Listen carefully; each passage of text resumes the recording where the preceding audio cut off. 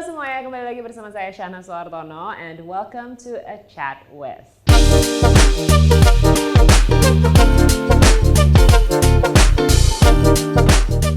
Kali ini kita akan ngobrol ini tentang satu hal yang penting banget dan kira-kira fundamental sekali gitu ya, bisa dibilang dalam sebuah hubungan. Ini adalah mengenai finansial dan semua hal terkait dengan financial stuff dalam sebuah hubungan. Kapan waktu yang paling pas untuk mulai transparan tentang keuangan, dan tantangannya dalam mengkomunikasikan dan juga cara memulai obrolan dengan pasangan terkait dengan finansial. So, let's dive deep into this. Let's have a chat with Anissa Steviani. Halo. Hai.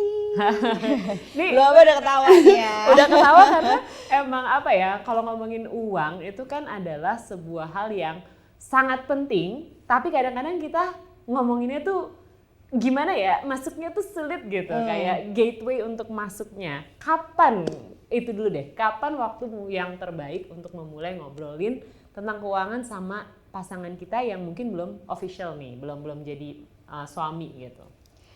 Pernah mikirin dulu gak sih kenapa masuknya tuh sulit? Coba aku tanya dulu.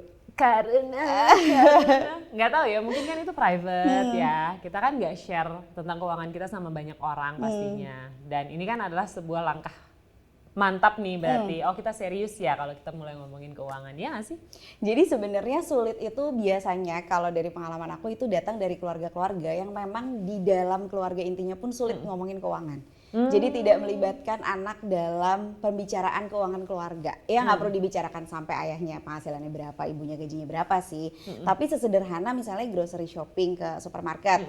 Waktu kecil dibilangin nggak, ini budget mama segini nih. Kalau misalnya di akhir kasir kurang, jajanan kamu yang dikurangi.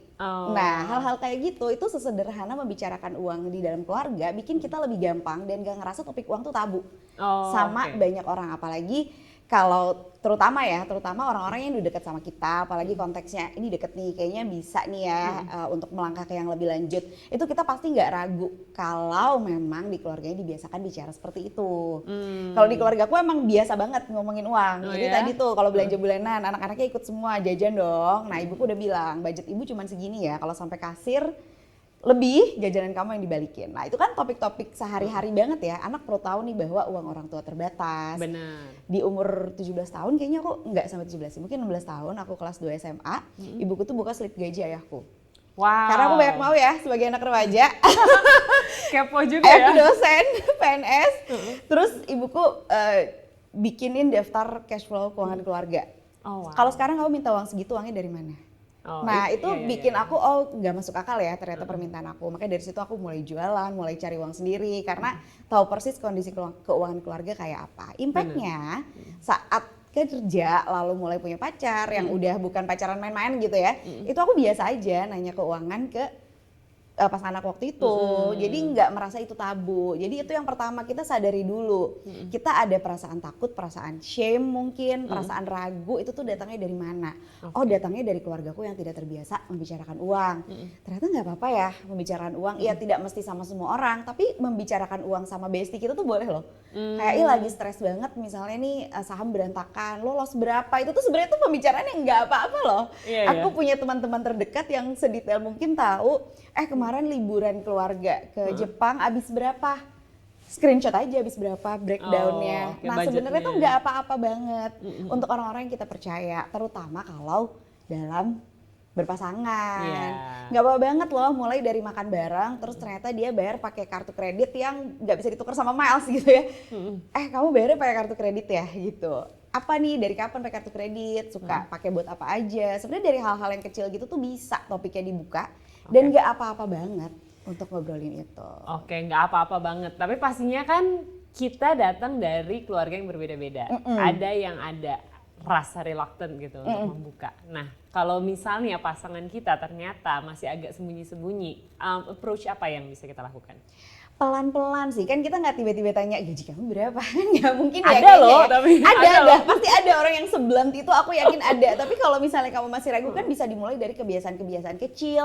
Kamu beli barang itu mahal banget, padahal kita lihat itu sebenarnya bukan sesuatu yang urgent untuk dibeli gitu ya. kamu happy banget ya beli itu, apa yang bikin kamu happy dengan beli barang itu udah cita-cita kamu dari lama kah? Untuk bisa ngelihat apakah dia cuma impulsif atau dia emang punya extreme behavior gitu loh, tipe-tipe yang punya duit dikit abisin ya kan, nah, males kan ya, ya.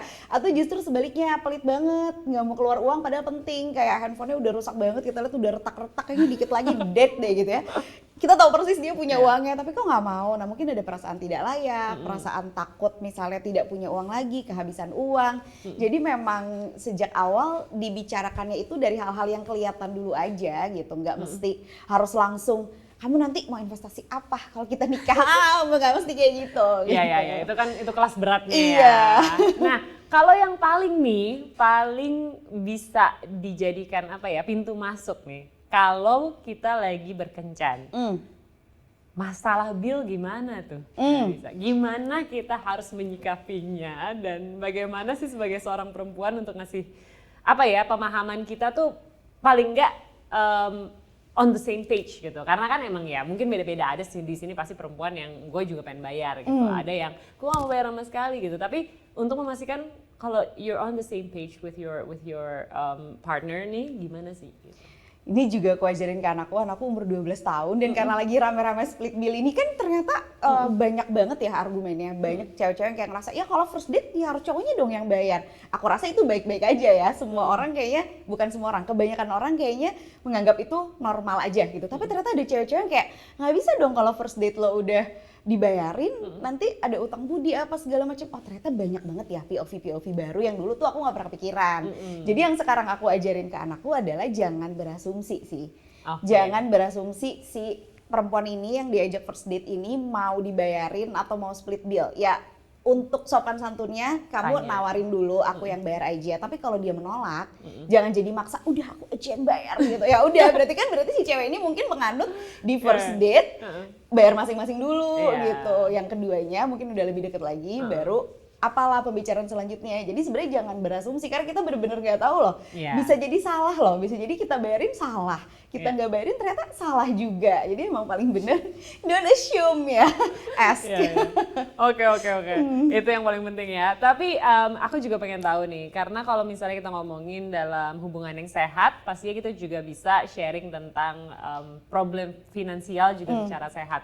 Tapi untuk menjaga aspek sehat itu gitu ya di dalam kita membicarakan problem-problem finansial itu seperti apa sih?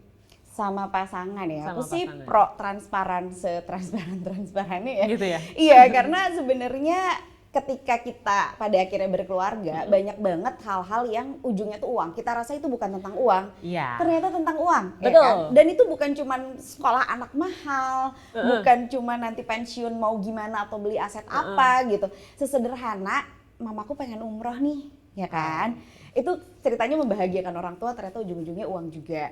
Nah jadi banyak hal yang kita rasa bukan tentang uang, ternyata tentang uang. Makanya dari awal menurut aku, kalau dari pas pacaran dia sudah kelihatan kayak nggak transparan atau ada red flag tertentu yang kita kayaknya aku nggak cocok deh sama dia soal ini, jangan dipaksain karena financial compatibility itu jadi sama pentingnya sama emosional loh, bukan kita cuma klik aja, tapi cara dia melihat uang, cara dia mengelola uang, cara dia memperlakukan uang, kalau nggak sama tuh capek banget sebenarnya. Iya banget. Enggak, sepertinya sedikit lagi disenggol, sedikit curhat.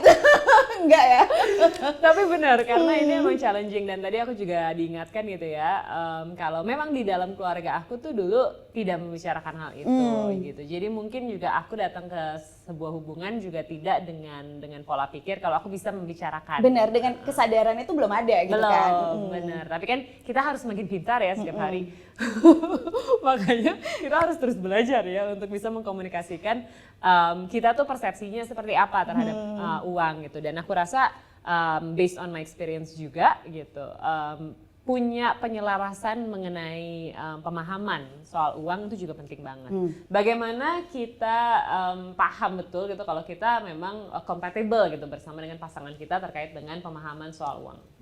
Jadi dari kehidupan sehari-hari itu udah kelihatan sebenarnya ya, apakah dia misalnya punya kebiasaan keuangan yang baik, apakah dia menghargai uang, apakah nilai uangnya itu sama kayak kita. Kan ada orang yang kayak murah murah 10 juta misalnya gitu kayak 10 juta mahal banget gitu ya.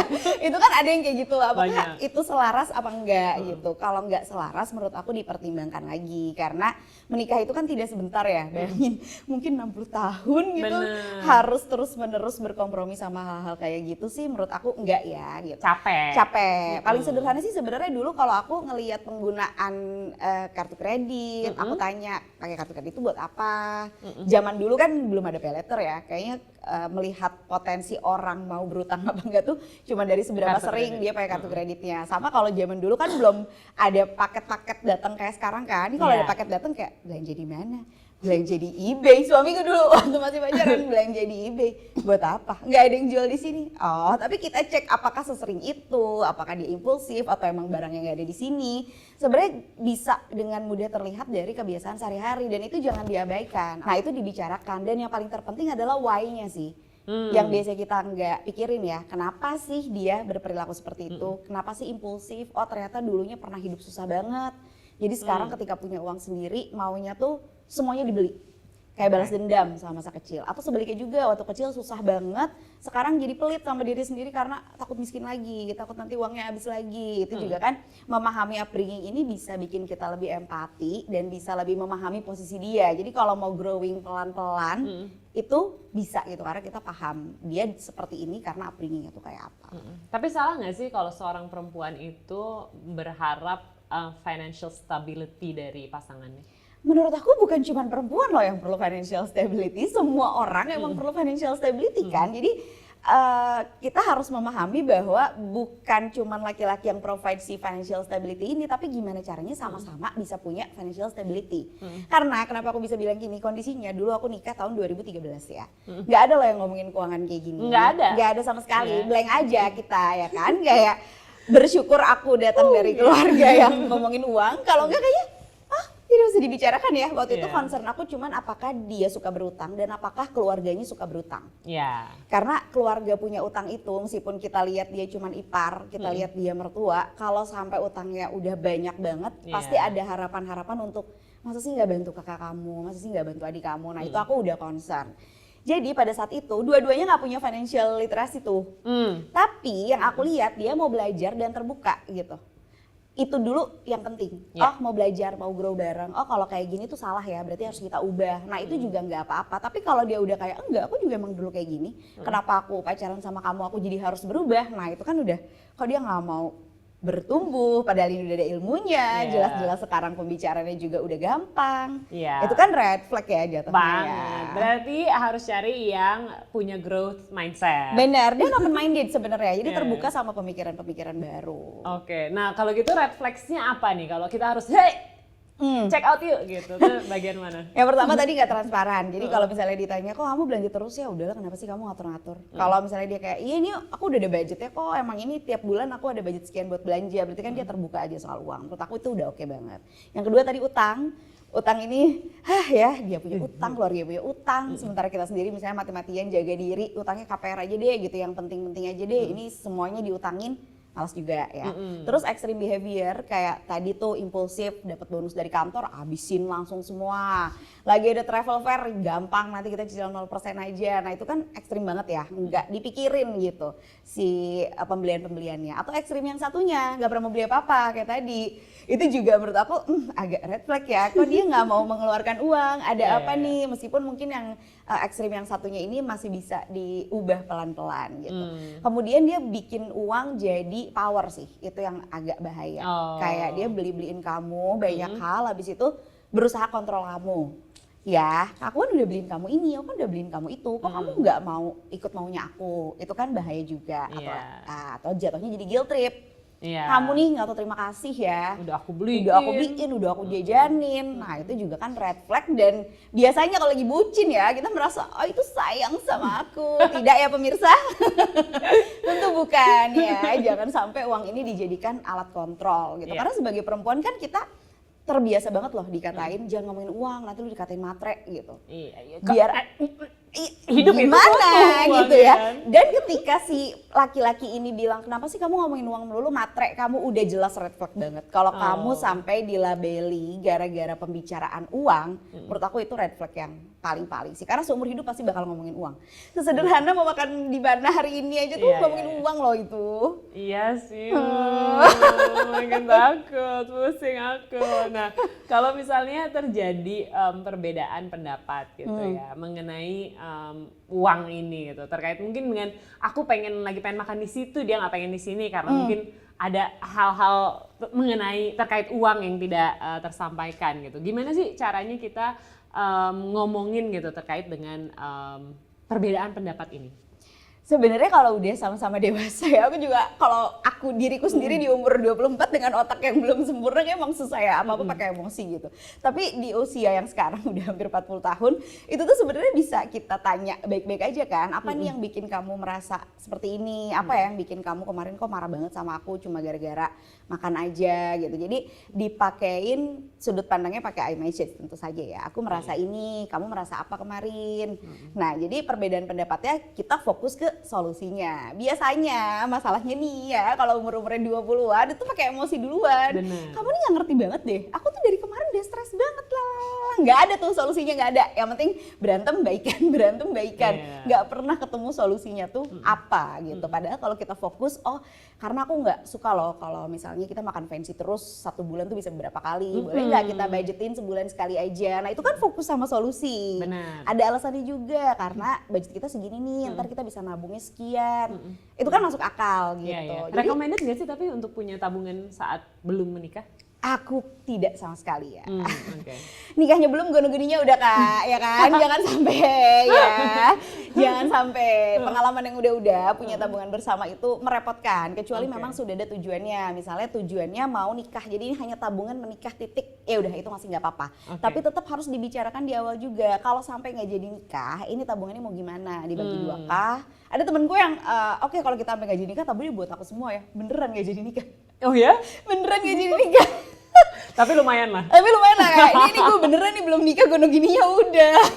Tapi kan berarti kan memang si pembicaraannya harus clear dari awal gitu. Tapi jangan sampai kayak beli rumah bareng yuk, punya aset bareng yuk. Wah itu bakalan berpotensi konflik sih menurut aku. Karena belum waktunya aja gitu. Nanti setelah menikah sudah jelas secara hukum juga baru masih nggak apa-apa. Iya, ouch. Oke. Kalau gitu mungkin yang terakhir tips yang paling simple gitu ya untuk kita bisa masuk ke sebuah obrolan yang tidak mungkin bisa dibilang yang santai gitu, yang santai-santai aja ya, nggak terkesan berat gitu sama pasangan tuh gimana cara masuknya tuh, gitu. Menurut aku sebenarnya diri sendiri harus tahu dulu sih value-nya tuh apa. Jadi your financial value tuh kayak gimana. Contohnya, oh aku tiap bulan itu harus ada yang bisa ditabung. Jadi aku nggak mau nabungnya nunggu THR atau nunggu bonus. Itu value tentang menabungnya. Aku nggak mau berutang, jadi apa-apa nggak usah pakai utang deh, bayar kartu kredit nggak apa-apa karena tuker miles tapi langsung bayar lunas misalnya. Aku nggak mau kena pay letter, aku pokoknya gimana pun aku nggak mau pinjol gitu. Aku nggak mau ambil KTA, pokoknya sedetail mungkin tentang utang. Terus apalagi, oh investasi nih gimana, aku mau belajar investasi, aku nanti sekolah anak mau kayak apa.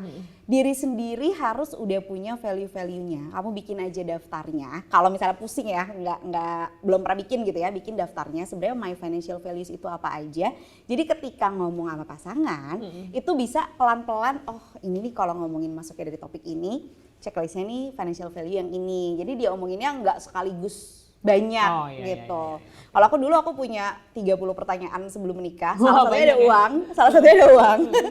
Nah, terus aku pelan-pelan nanyanya gitu karena aku pengen nanya sesederhana gini loh. Banyak perempuan yang aku habis nikah mau kerja gitu ya. Terus pertanyaan ke pacarnya adalah boleh nggak aku kerja setelah nikah?